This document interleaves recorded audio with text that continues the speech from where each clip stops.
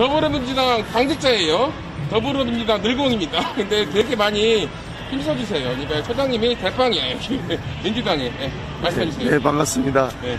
제가 이현태 후보 또 윤선진 후보 며칠간 유세를 했더니 목소리가 지금 조금 정상이 아닌데 정말 우리 대구 시민들에게 호소하고 싶습니다. 저만 하더라도 정말 성주에서 초등학교, 중학교 나오고 대구에서 고등학교 나온 이 지역, 이 고향 사람 아닙니까? 그런데 제가 고향 분들에게 제가 뭐 거짓말 하겠습니까?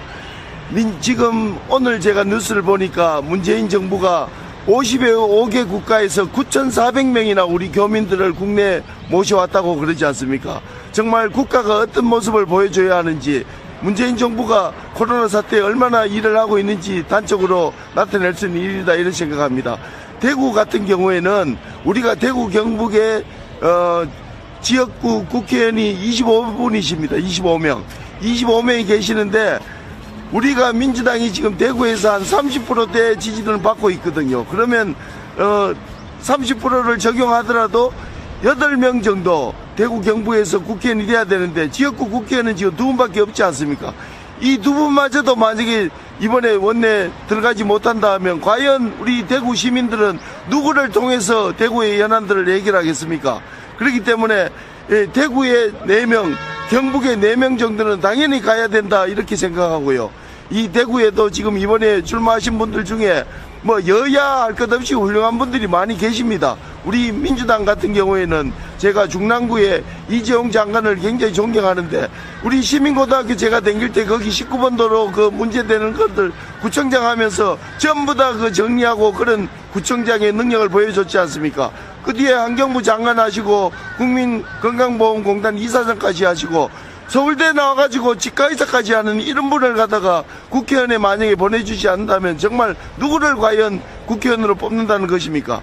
이 수성구 같은 경우에는 수성갑의 김부겸 후보님, 뭐 더 두말할 나이가 없으시죠. 정말 우리 고향을 위해서 이번에 대구시에서 6천억 주경 예산을 요청했는데, 코로나 예산을 요청했는데 2조 4천억을 관철했지 않습니까? 그 과정에 제가 너무나 잘 알고 있습니다. 김부겸 장관님을 이번에 반드시 국회로 보내셔서 대구 시민의 250만 시민의 일꾼으로 쓰시라, 이렇게 저는 권하고 싶습니다. 수성을의 이상식 후보님, 정말 부산경찰청장, 대구경찰청장을 역임하신 정말 그 유능한 국가의 재원 아닙니까? 이낙연 총리 당시에 민정실장을 하신 분입니다.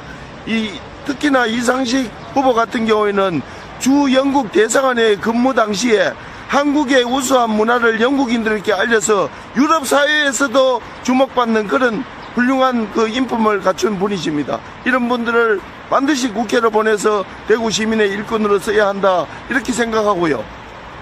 동구 갑의 서재현 후보, 우리 당의 상급 부대변인입니다. 서재현 후보 같은 경우에는 영국에 가서 유학도 하셨고 정말 이번에 구청장 출마에서도 다른 후보들과 달리 참신한 그런 선거운동의 모습을 보여주신 훌륭한 후보다, 이렇게 생각하고요.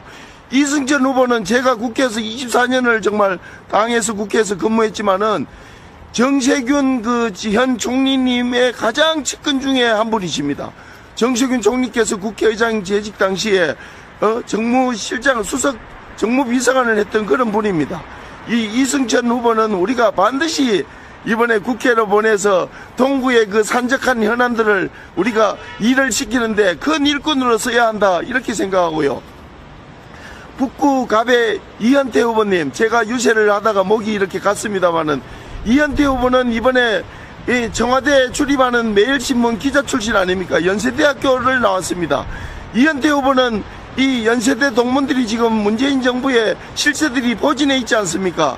국토부 장관을 하는 김현미 장관님, 또 박범계 의원님, 송영길 의원님, 우상호 전 원내대표님, 이런 분들이 전부 다 연세대학교 동문이신데 이현태 후보를 국회로 보내면 이 정권의 실체들을 활용해서 대구가 산적한 그 현안들, 지금 고속철도 철도를 지하화하는 문제, 양철도 양변에 그 개발이 안 되고 있지 않습니까? 밤에는 소음도 심합니다.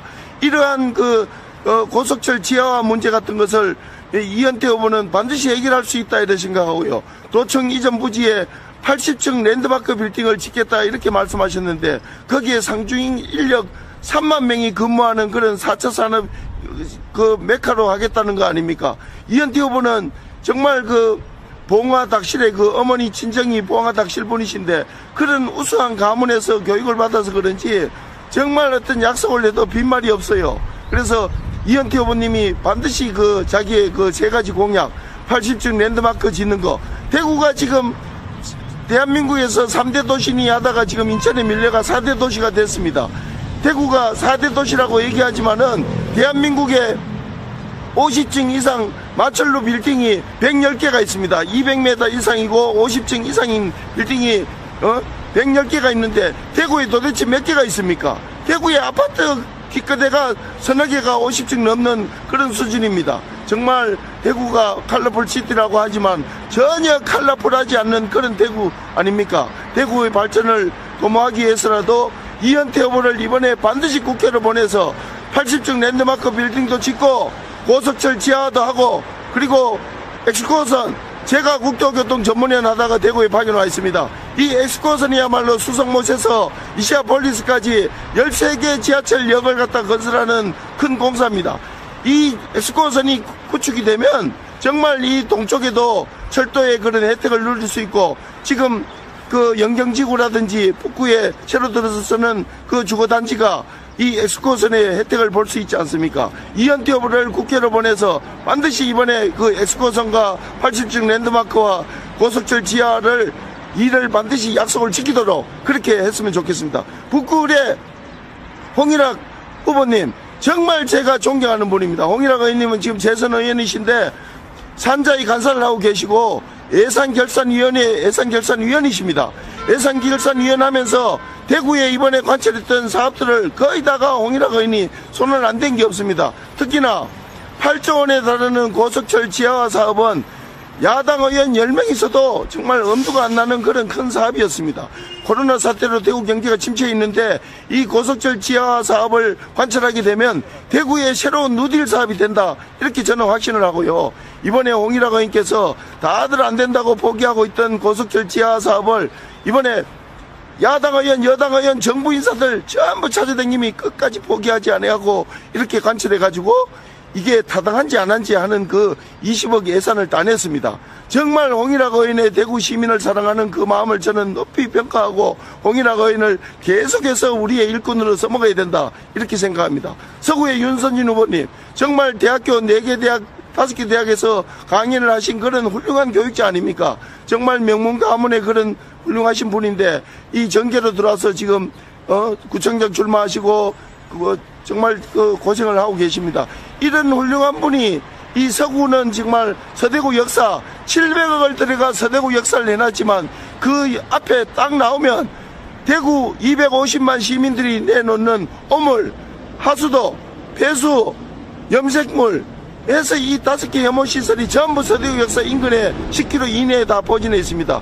120만 명 대구 시민들이 그 여름이 되면 악취로 고생하고 계시는데 이 윤선진 후보께서 국회의원이 되면 서대구 역사를 현대화하고 또 서대구 역사를 지나가는 산업선 철도, 기존의 KTX, 그리고 향후의 달빛 내륙철도, 또 대구시가 추진하고 있는 대구시 외곽순환철도, 이 4개 이 철도가 서대구 역사를 지나갑니다. 서대구 역사의 인근에 그 혐오시설을 대구시나 기존의 정치인들은 그걸 손대기가 꺼려해요. 왜 그러신지 아십니까?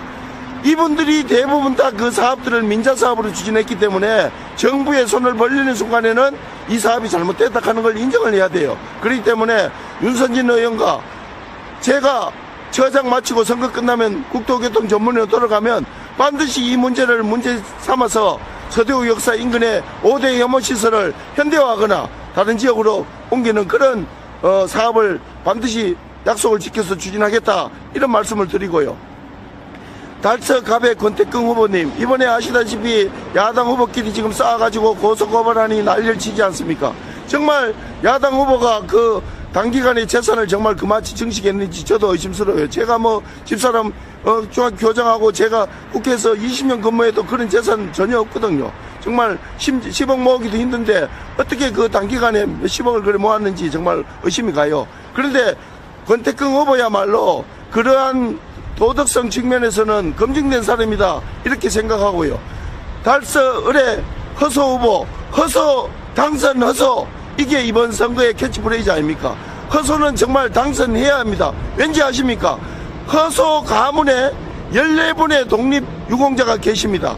이러한 명문 가문의 노블리주의 그 대표적인 명문 가문의 허소 후보를 당선시켜 주지 않는다면 어떻게 우리가 일본을 향해서 우리의 할 바를 했다 그런 얘기를 하겠습니까? 일본이 사사건건 우리와 그런 시비를 겪을 때 민족 정통성 문제 이런 게 문제가 되는데 허소 같은 후보를 당당하게 우리의 국회로 보내서 노무현 정부와 문재인 정부의 2번이나 청와대에 근무한 국장은 허소밖에 없지 않습니까? 이런 사람을 우리가 대구 시민의 일꾼으로 써먹어야 한다 이렇게 생각하고요. 김대진 후보 보십시오. 북경대학에서 공부했는 우수한 국제통입니다. 이분이 중국에서 더 활동을 많이 하고 하셔가지고 대구시에서 좀 덜 알려진 측면이 있지만 평통활동이라든지 이런 부분에 있어서는 중국에서도 많은 활동을 해서 우리 그 대한민국의 국위를 선양하는 그런 활동을 하신 분입니다. 이 김대진 후보는 재력도 겸비하고 계시고 정말 인물도 잘생기고 국제통이시고 대구 시민들이 또 다른 그런 일꾼으로 쓸만한 충분한 분이다 이렇게 생각하고요. 마지막으로 우리 박형용 후보님, 제가 박형용 후보는 정말 고등학교 제가 후배이기도 하지만은 박형용 후보가 60 항쟁 당시에 그 한복을 입고 태극기 휘날리는 그 박형용 후보의 모습을 생각할 때 그 지조를 변치 않고 지금까지 민주당 후보로 하고 있다는 것에 대해서 저는 너무나 자랑스러운 그런 후배다 이렇게 생각합니다. 박형용 후보가 다른 후보와 비교해 보십시오. 얼마나 정말 가슴 아픈 여러 번 출마해서 계속 우리 대구 시민의 지지를 못 받았는데 이번에 박형용 후보가 국회에 들어가면 그 넓은 달성군을 우리가 가치를 2배, 3배 높인다는 그런 원대한 공약을 갖고 있지 않습니까? 제가 박형용 후보 선대 사무실 했을 때 박형용 삼행시를 했습니다. 제가 기억이 지금 날지 모르겠지만 박수를 보내십시오. 박형용에게 형님, 동생, 누나, 삼촌 할 것 없이 전부 다 박형용에게 박수를 보내주십시오. 용감하게 싸워서 이기고 돌아올 수 있도록 박형용에게 박수를 보내주십시오. 대구 시민 여러분, 감사합니다. 감사합니다. 소장님. 네. 감사합니다. 네, 감사합니다. 네. 네. 네, 이상으로 저희가 방송을 마치겠습니다, 여러분. 다 갔어. 아무도 없어. 우리 처장님이 다 소개시켜줬습니다, 여러분. 좀 이따 제가 또 방송 킬 수 있어요. 기대하세요. 네, 여러분들. 기대하시고요. 그럼, 인사도 못했다. 아이고. 찐찐팬인데. 돌아다닐게요, 오늘 제가 계속. 일요일날 돌아다니겠습니다. 여러분, 사랑합니다. 지금까지 바른소리TV 진정하였습니다. 사랑해요.